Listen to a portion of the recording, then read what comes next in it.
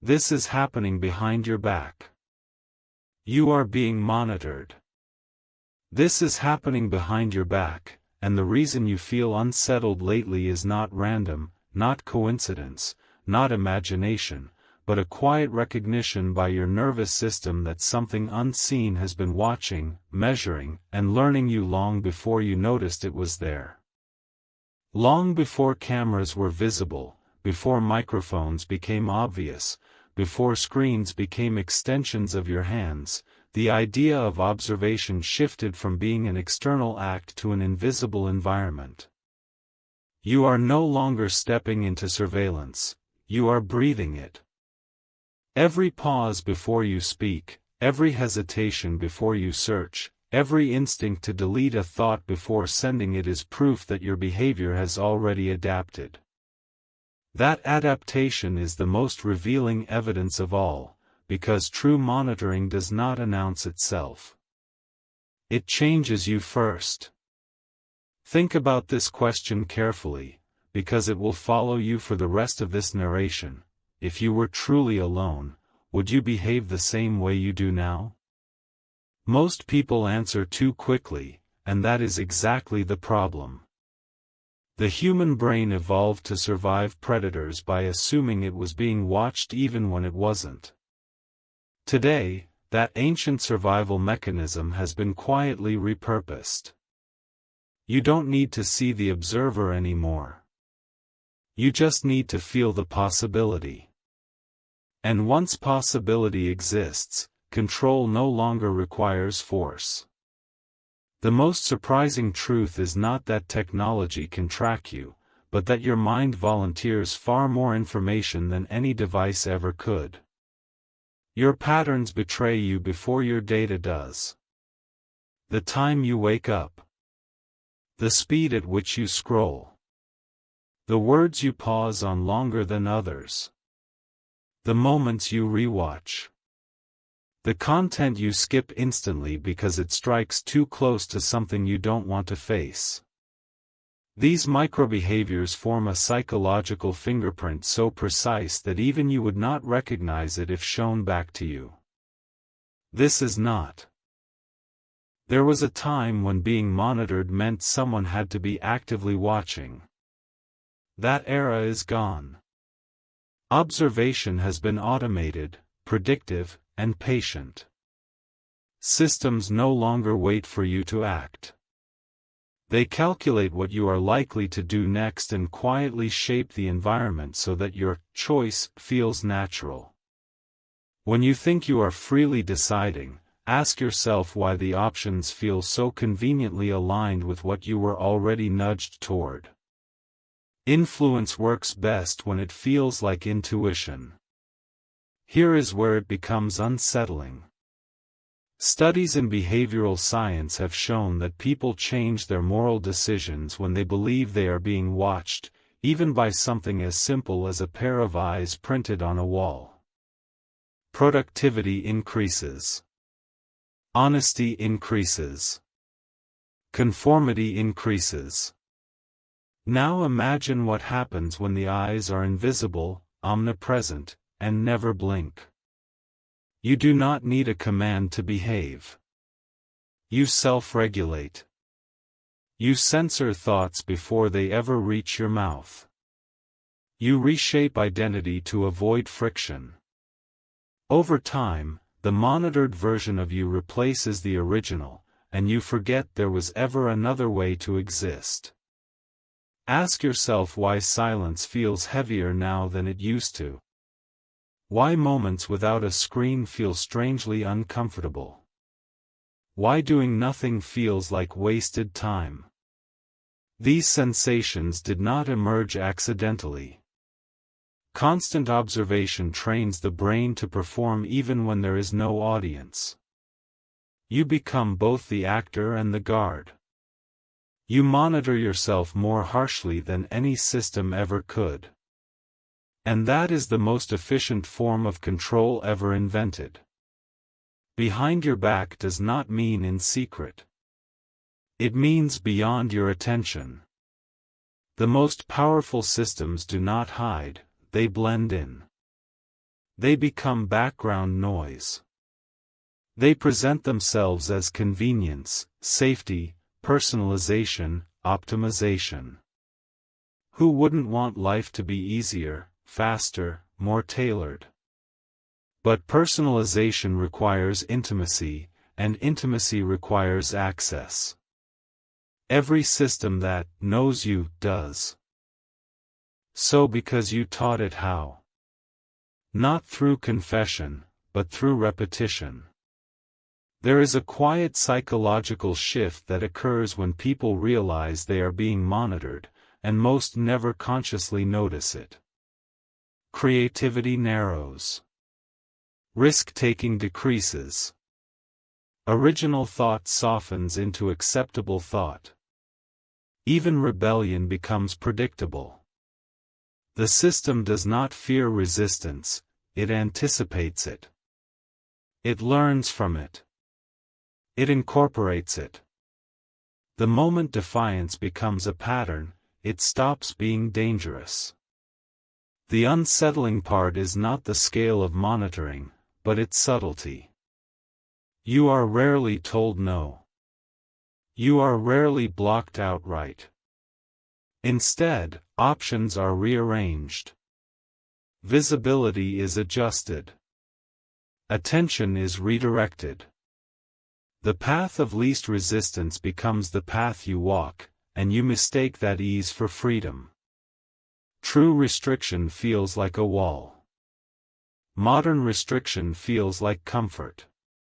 Consider how often you hesitate before expressing an unpopular opinion, even in private spaces. Consider how often you soften your words, not because they are untrue, but because they might be misunderstood, flagged, or remembered. That hesitation is not fear of punishment. It is fear of permanence. When nothing is ever fully forgotten, the future becomes a witness to your present, and you begin negotiating with versions of yourself that do not yet exist. This is where monitoring transcends technology and enters identity. When people believe they are being observed indefinitely, they begin crafting a version of themselves designed to survive long-term scrutiny. Spontaneity fades. Extremes flatten. Life becomes curated. Not for others, but for the system. You stop asking what feels true and start asking what feels safe. There is a paradox here that most people miss. Surveillance does not make people obedient by force. It makes them predictable by comfort. The system does not need to punish everyone. It only needs to reward consistency. Predictable behavior is easier to guide, easier to monetize, easier to stabilize. Chaos is expensive. Individuality is inefficient. And so, slowly, the edges are sanded down. You may think this is exaggerated, but consider how quickly people adapt to being watched. Cameras were once unsettling. Now they are ignored. Microphones were once alarming. Now they are expected. The discomfort fades, but the effect remains. Habituation is not neutrality, it is surrender without awareness. Here is a thought that should make you pause. If monitoring truly had no effect on human behavior, there would be no reason to do it. The fact that it exists at this scale tells you everything you need to know about its power. Observation changes outcomes. Data shapes decisions. Prediction alters futures. And yet, the most profound monitoring does not come from outside at all. It comes from within. You have learned to anticipate how you will be perceived, measured, categorized. You pre-edit yourself.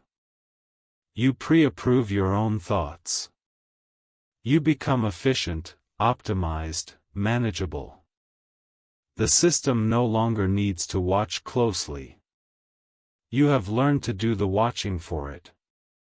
This is why the feeling that something is happening behind your back is so hard to articulate. There is no single villain. No dramatic reveal. No moment where the lights turn on and expose the truth. There is only a gradual realization that the space inside your own mind has changed. That your inner dialogue has been shaped by an invisible audience. That even when you are alone, you are not entirely unobserved. The question is not whether you are being monitored. The question is what that knowledge is doing to you. Are you becoming more honest, or more careful? More aware, or more restrained? More yourself, or a version that fits more smoothly into the systems around you? Because the final truth is this: the most powerful form of surveillance does not track your actions. It shapes your identity. And once that happens, it no longer needs to follow you. You carry it with you, quietly, faithfully, everywhere you go. And if you felt a subtle tension while listening to this, a sense of recognition you couldn't fully explain, that wasn't coincidence either. That was awareness brushing up against something it had learned to ignore. That awareness does not arrive loudly. It does not announce itself with alarms or revelations. It slips in quietly, like a draft you feel before you notice the window is open. Most people mistake it for anxiety, restlessness, or fatigue, but it is something else entirely. It is the mind recognizing that it is no longer the most private place it once was. And when the mind loses privacy, it begins to change how it thinks, not what it thinks, but how freely it allows thoughts to exist before judging them. This is why so many people feel mentally exhausted without understanding why. Constant self-monitoring consumes energy. When every thought is subconsciously evaluated for how it might appear, how it might be interpreted, how it might exist somewhere beyond the moment, the brain never fully rests. Even sleep becomes lighter. Dreams become fragmented. Silence feels uncomfortable because silence is where unfiltered thoughts used to live. Now silence feels exposed. What makes this era different from anything in human history is not the presence of watchers, but the permanence of memory. In the past, observation faded. Witnesses forgot. Records decayed. Today, memory is endless, searchable, and disconnected from context. A thought expressed once can outlive the person who had it. That knowledge alone reshapes behavior at a fundamental level. You are no longer acting just for the present moment. You are acting for a future audience you will never meet. And here is the part that rarely gets discussed. When people know they are being watched, they do not become better versions of themselves. They become safer versions.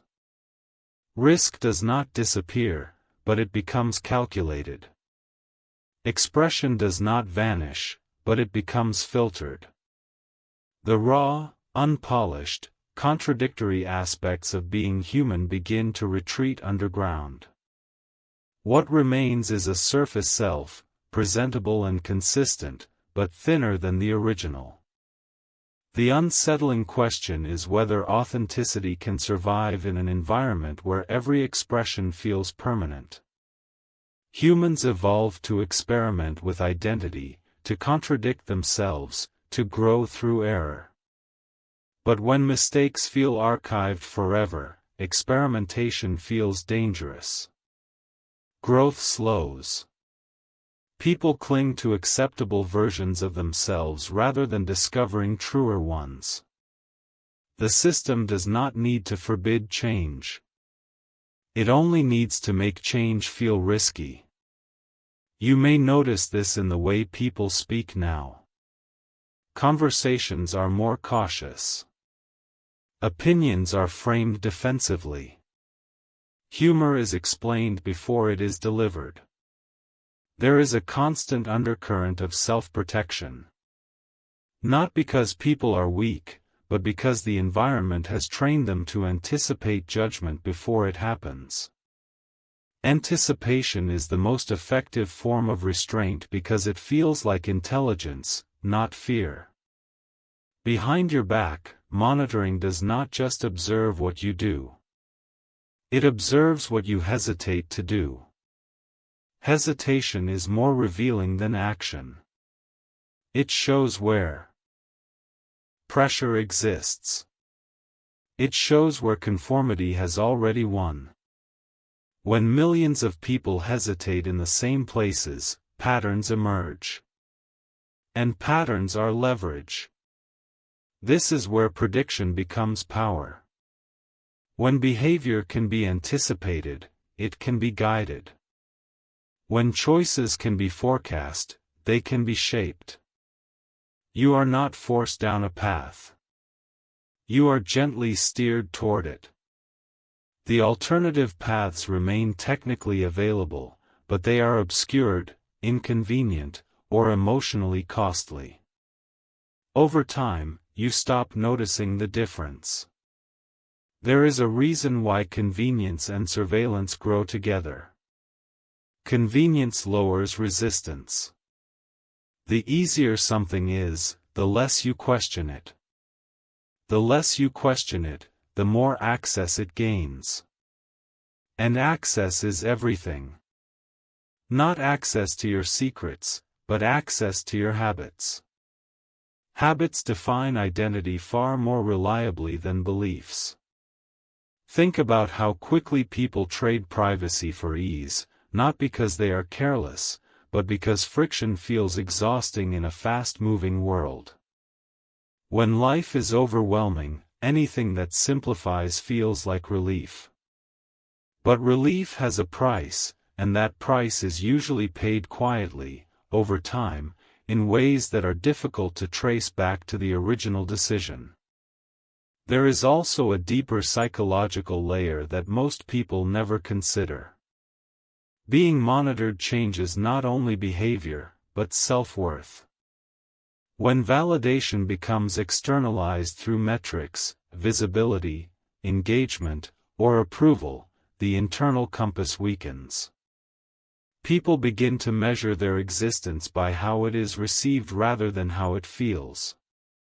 Identity becomes performative, even in moments meant to be private.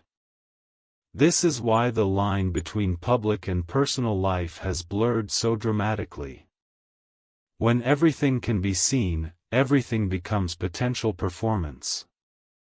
Even suffering becomes content. Even vulnerability becomes curated. And while this creates the illusion of openness, it often produces the opposite. People share more, but reveal less. The deepest thoughts remain. What is happening behind your back is not a single act of surveillance, but a slow reconfiguration of what it means to be human in a monitored environment. You are adapting in ways you did not consciously choose. Your attention is being trained. Your reactions are being shaped. Your sense of normal is being quietly rewritten. The most dangerous part is that this process feels gradual enough to be invisible. There is no moment where you can say, "This is when it changed." You simply wake up one day and realize that the idea of complete privacy feels foreign. That the concept of being truly unobserved feels almost fictional. And when something feels fictional, people stop defending it. Yet awareness itself is not powerless. The moment you recognize the influence, you reclaim a small part of your agency. You begin to notice when your behavior shifts because you feel watched rather than because you feel aligned. You begin to distinguish between choices made from fear of judgment and choices made from genuine intention. The system thrives on unconscious participation. It weakens under conscious awareness.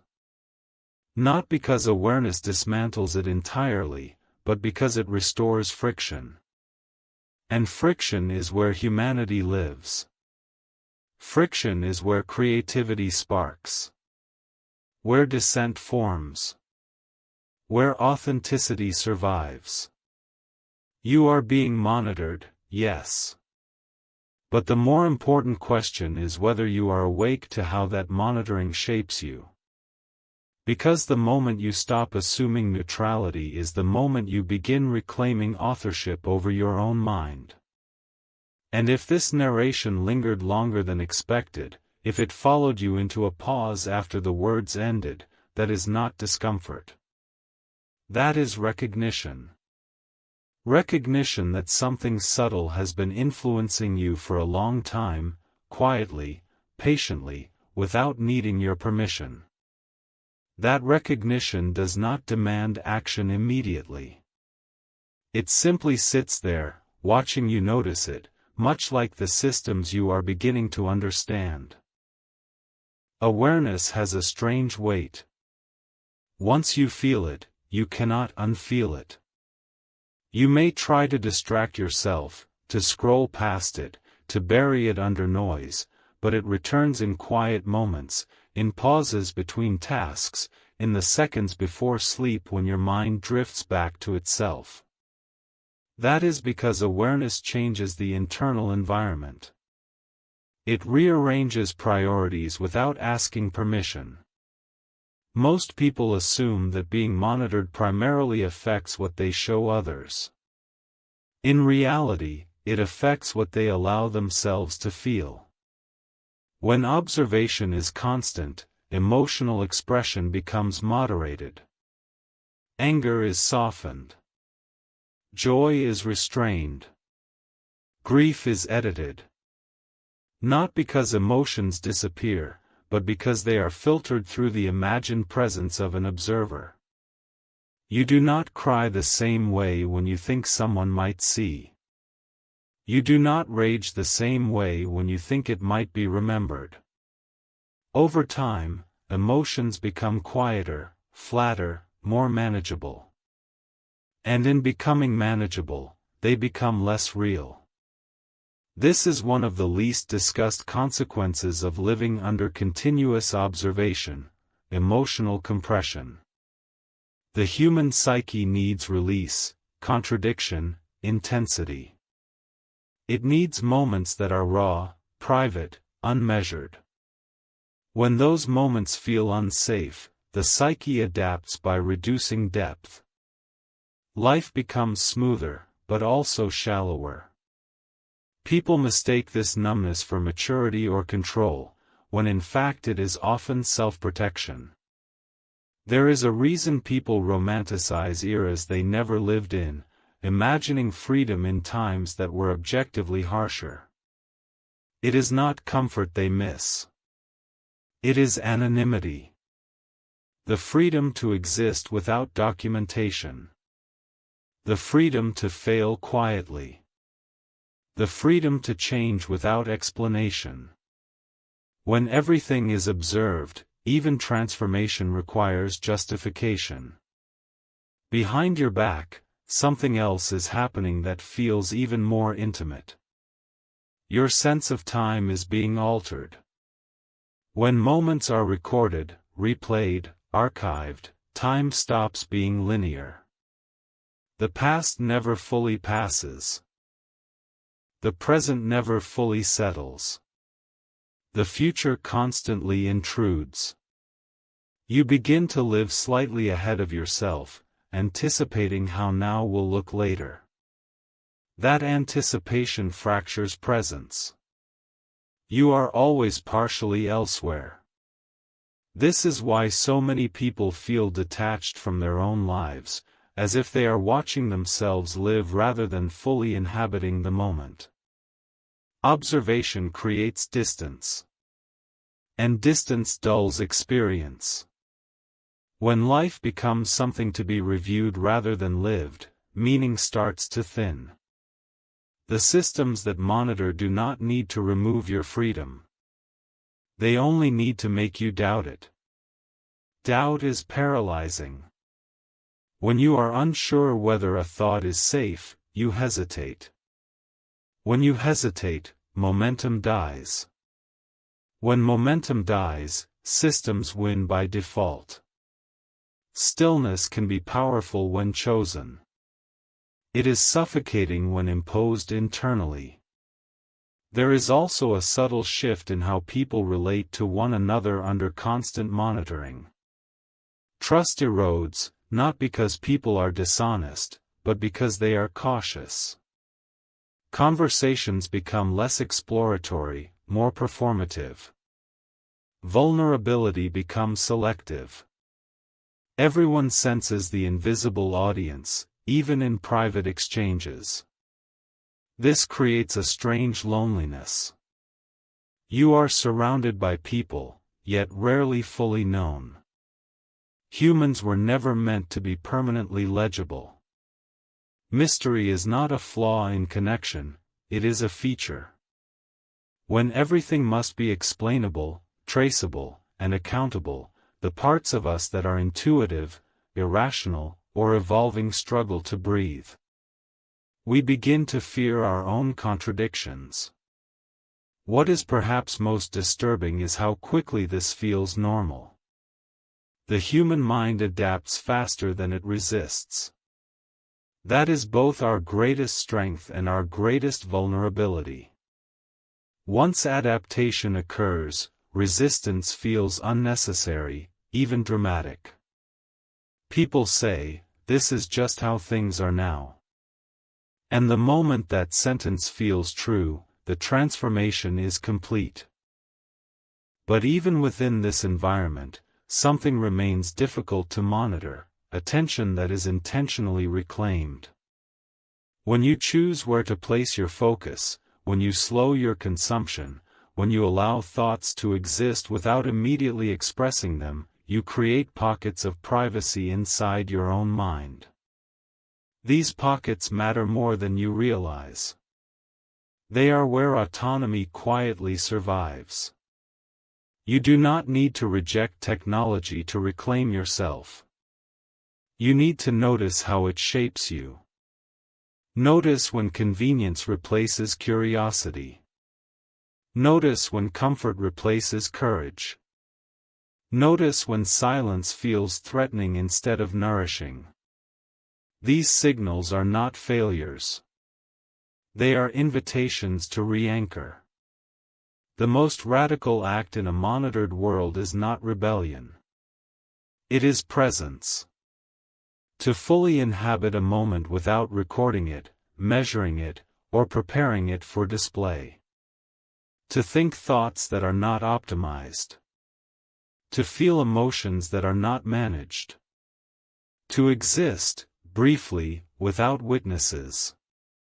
You are being monitored, yes. But you are also monitoring yourself. And that is where choice still lives. Not in dismantling systems overnight, but in deciding who you are when no response is required, no metric is visible, no archive is imagined. If this narration has felt less like information and more like a mirror, that is intentional. Because the deepest influence is the one you recognize in yourself, not the one you see imposed from outside. At that deepest layer, something subtle but irreversible begins to shift. Awareness stops being passive and starts becoming weight-bearing. It is no longer just a realization that something exists, but an understanding that you are now responsible for how you respond to it. This is the moment most people unconsciously avoid, because responsibility feels heavier than ignorance. Ignorance allows drift. Responsibility demands direction. When you realize you are being monitored, and more importantly, that you have internalized that monitoring, you are confronted with a quiet choice that does not feel dramatic enough to be a choice at all. Do you continue to live as if every thought must be acceptable, every emotion presentable, every impulse defensible, or do you reclaim a private inner territory where not everything needs permission to exist? That territory is small at first, fragile, easy to abandon. But it is where autonomy begins. Power in a monitored world does not look like dominance. It looks like discernment. Knowing when to speak and when not to. Knowing when silence is protection and when it is avoidance. Knowing the difference between restraint that preserves your integrity and restraint that erases it. These distinctions are uncomfortable because they cannot be automated. No system can decide them for you. They require presence. There is a reason why moments of true clarity often arrive when external input is reduced. Long walks. Still rooms. Unrecorded conversations. In these spaces, the internal voice grows louder, not because it has more to say, but because it is no longer competing. Monitoring thrives on noise. Awareness thrives on quiet. The responsibility that follows awareness is not to become paranoid or withdrawn. It is to become intentional. To understand that not every thought needs to be externalized to be real. That not every emotion needs validation to be valid. That not every moment needs documentation to matter. When you internalize this, the grip of constant observation loosens slightly. Not because it disappears, but because it stops defining you. What most people never realize is that systems of monitoring are built on averages. Patterns. Trends. Predictability. Individual depth does not threaten them unless it becomes conscious. When you stop behaving automatically, when you interrupt patterns with intention, you become less legible. Not invisible, but less reducible. This is why self-awareness is quietly disruptive.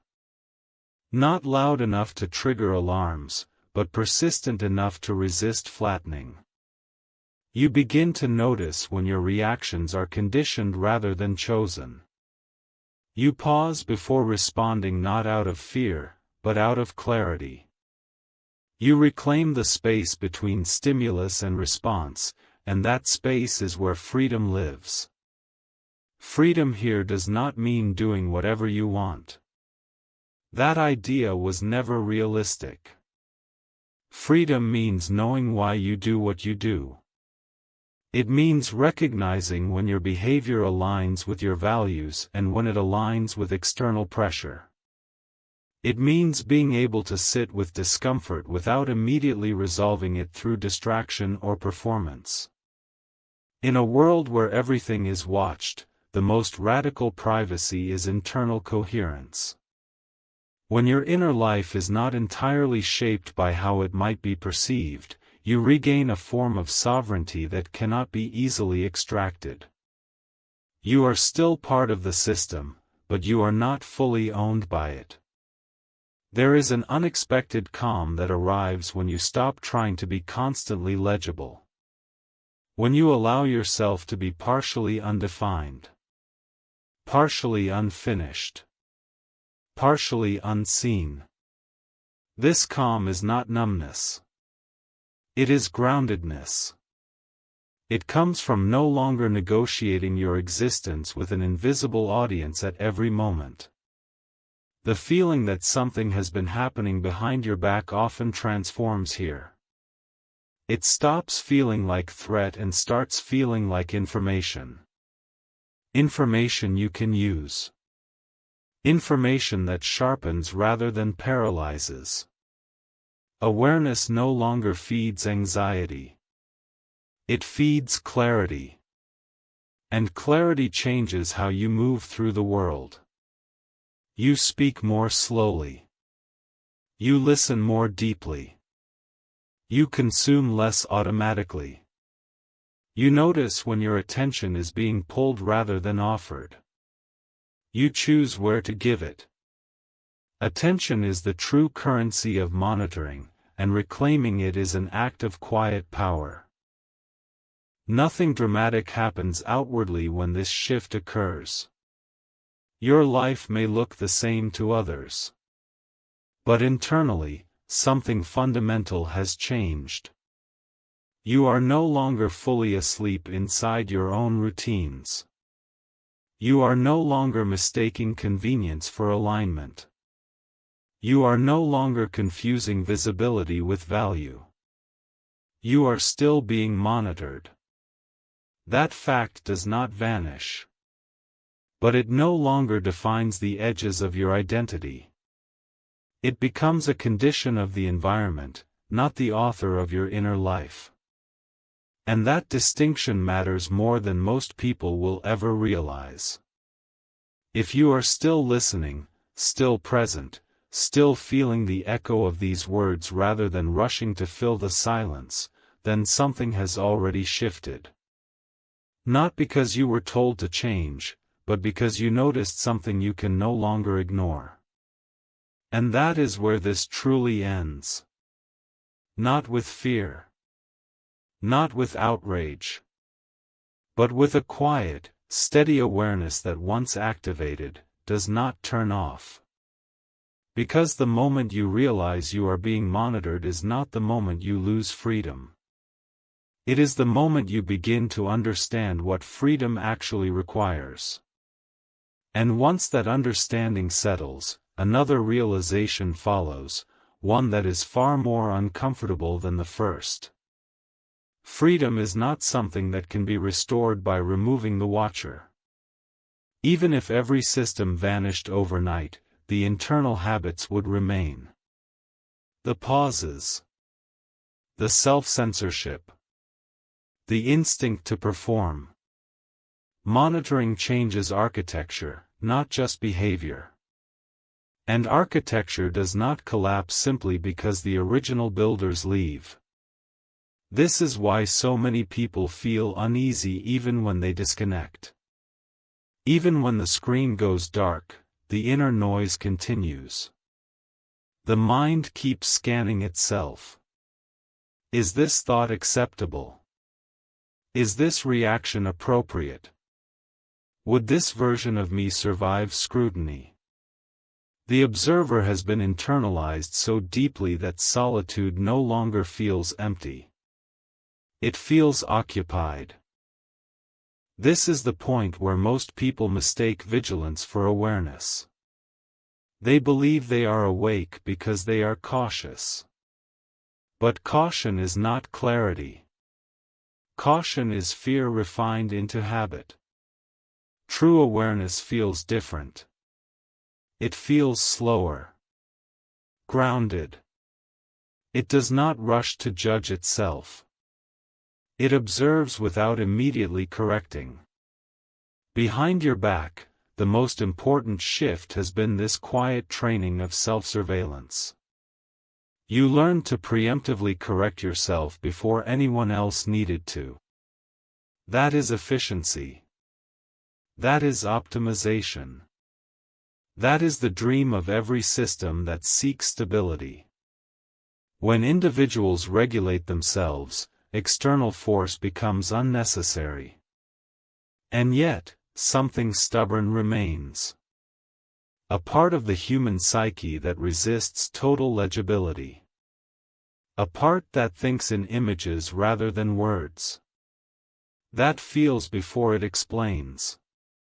That contradicts itself without apology. This part is often labeled childish, irrational, or dangerous, not because it is, but because it cannot be easily predicted. That part is where creativity originates.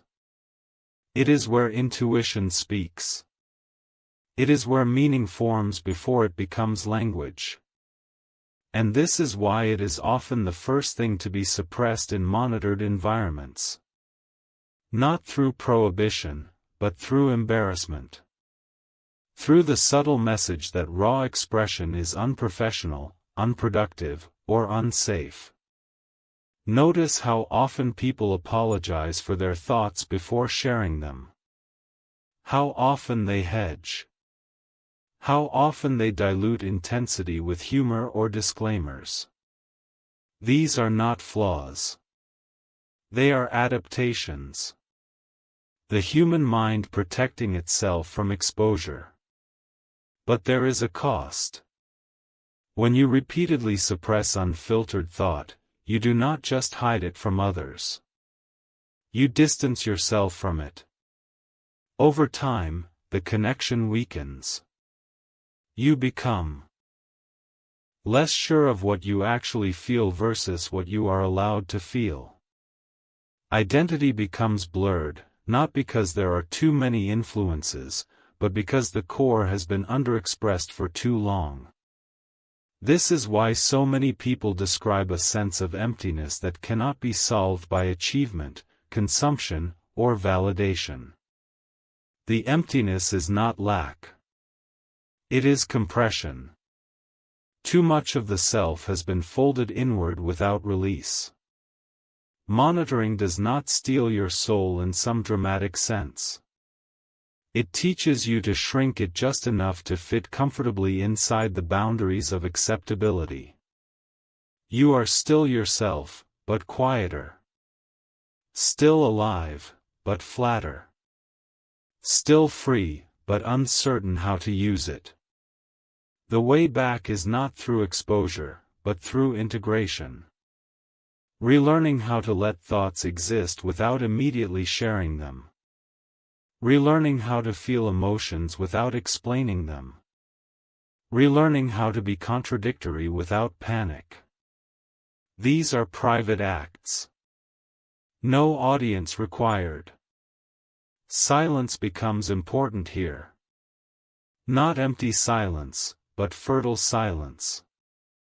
The kind where thoughts surface that were never optimized for sharing. The kind where discomfort is allowed to linger long enough to reveal what it carries. In this silence, the internal observer slowly loosens its grip. You begin to notice something surprising. When you stop performing internally, your external behavior becomes calmer, not more chaotic. You speak less, but with more weight. You react less, but with more accuracy. You are no longer exhausting yourself trying to manage perception. This is not withdrawal. It is alignment. You are not hiding from the world. You are re-establishing a boundary between what is yours and what is shared. Boundaries are not walls. They are filters. And filters allow flow without flooding. The systems around you will continue to monitor. That reality does not change. What changes is the degree to which they define your internal rhythm. When you reclaim even a small portion of that rhythm, something stabilizes. Anxiety softens. Urgency fades. Presence deepens. You stop asking how you are being seen and start asking how you are being lived. That shift is quiet. No one applauds it. No metric captures it. But it is one of the few shifts that cannot be easily undone. Because once you experience even a moment of unmonitored inner freedom, you recognize the difference. And recognition, once earned, is not easily surrendered. You are still here. Still listening. Still following this thread without needing it to resolve into a neat conclusion. That itself is evidence of something returning to balance. Not rebellion. Not escape. But remembrance. Remembrance of what it feels like to exist without narrating yourself to an invisible audience. And that may be the most subversive act left in a world that watches everything except what happens inside you. And once remembrance begins, it does not rush forward. It moves carefully, almost cautiously, because it has learned how easily it can be interrupted. This stage feels strange to many people because it does not feel dramatic. There is no sudden liberation, no cinematic breaking of chains. Instead, there is a subtle return of something familiar that you did not realize had faded. A sense of internal permission. Permission to exist without immediately translating yourself into something consumable. At first, this permission feels fragile. You may notice moments where you catch yourself thinking freely, only to quickly correct the thought out of habit. That correction happens automatically, like muscle memory. Do not mistake this for failure. It is evidence of how deeply the pattern was learned. Unlearning does not happen by force. It happens through patience. The internal observer does not disappear when you become aware of it. It slowly loses authority. It stops being the unquestioned narrator and becomes just another voice among many. You begin to recognize when it speaks from fear rather than wisdom.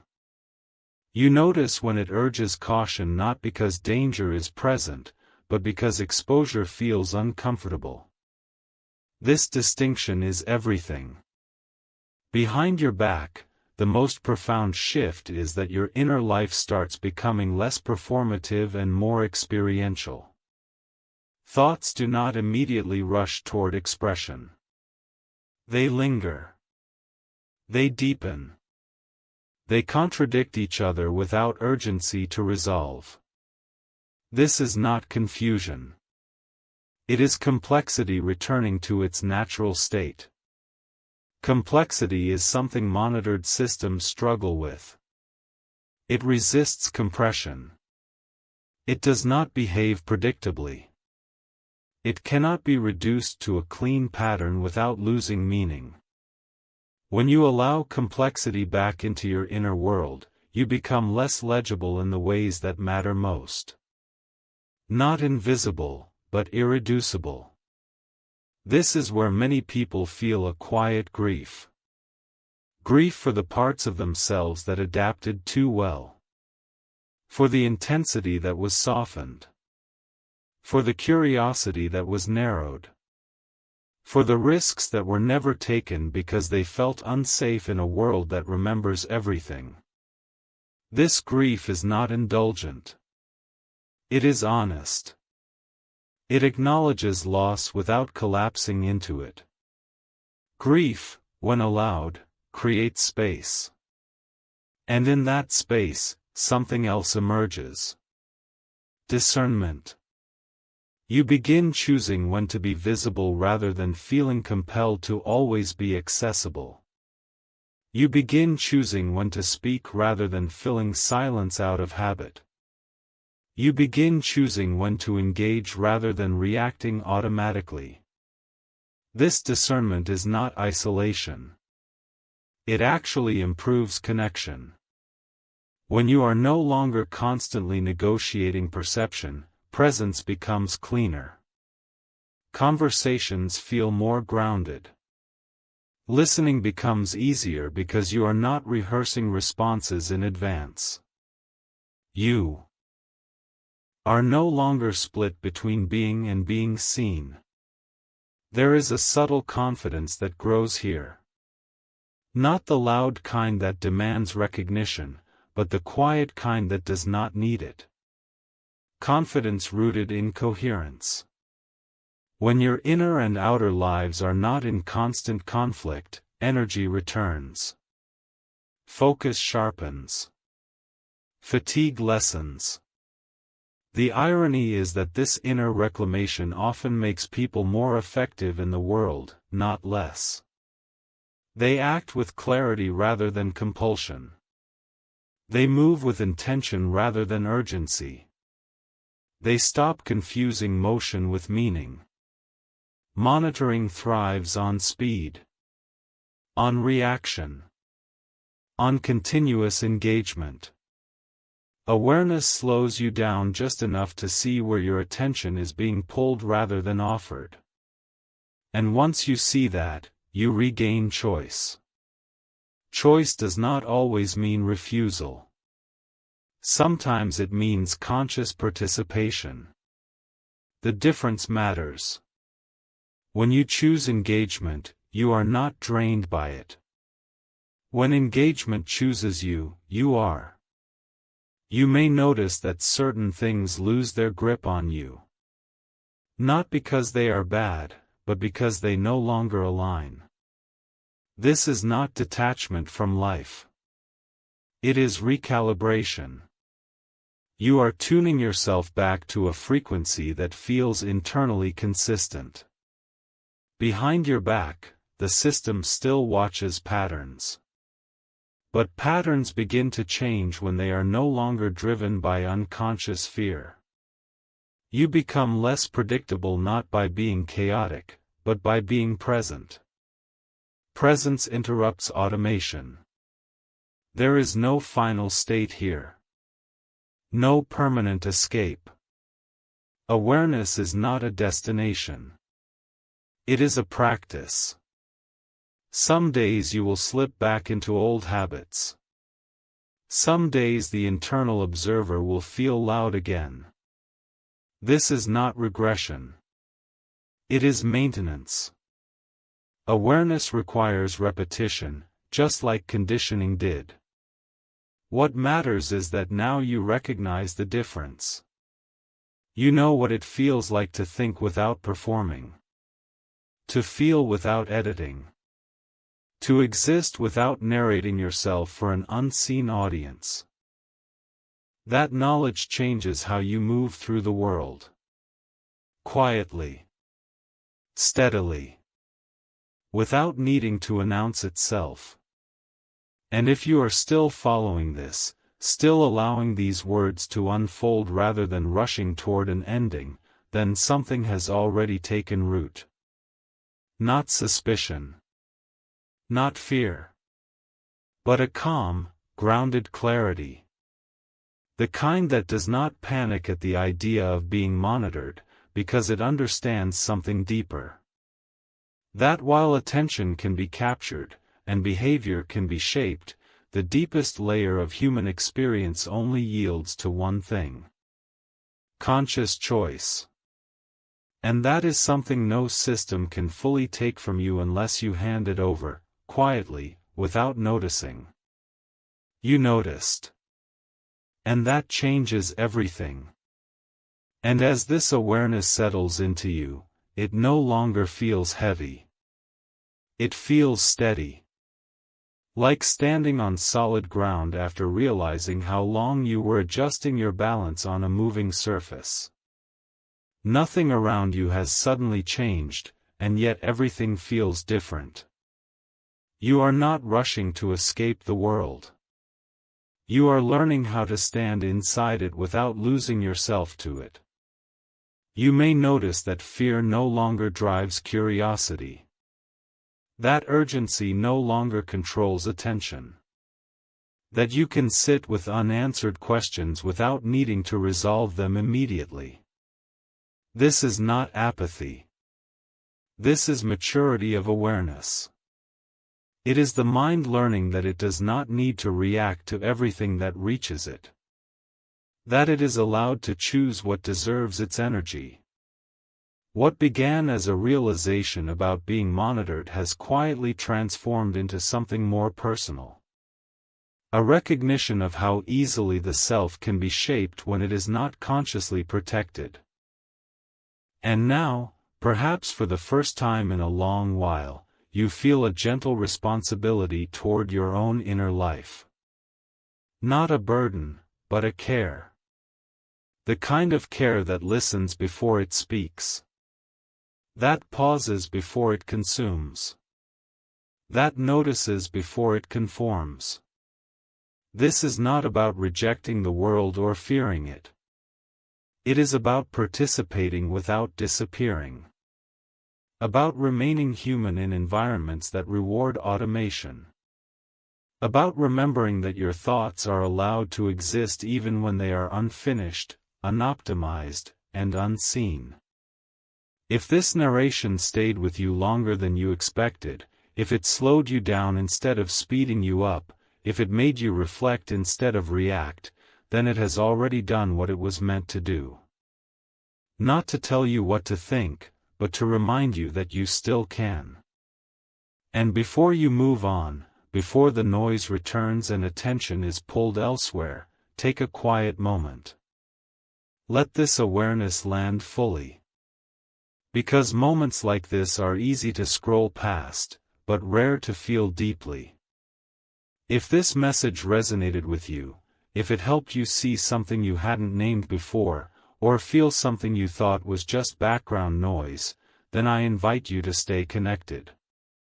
Like this video so it reaches others who might need this awareness.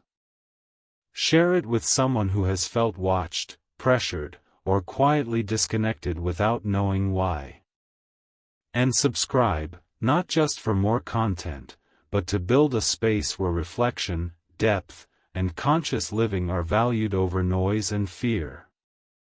This channel exists not just to inform, but to walk with you as you learn, unlearn, and reconnect with yourself in a world that rarely slows down. Every video is meant to be a pause, a mirror, and a gentle reminder that growth does not always arrive loudly. Thank you for giving your time, your attention, and your openness.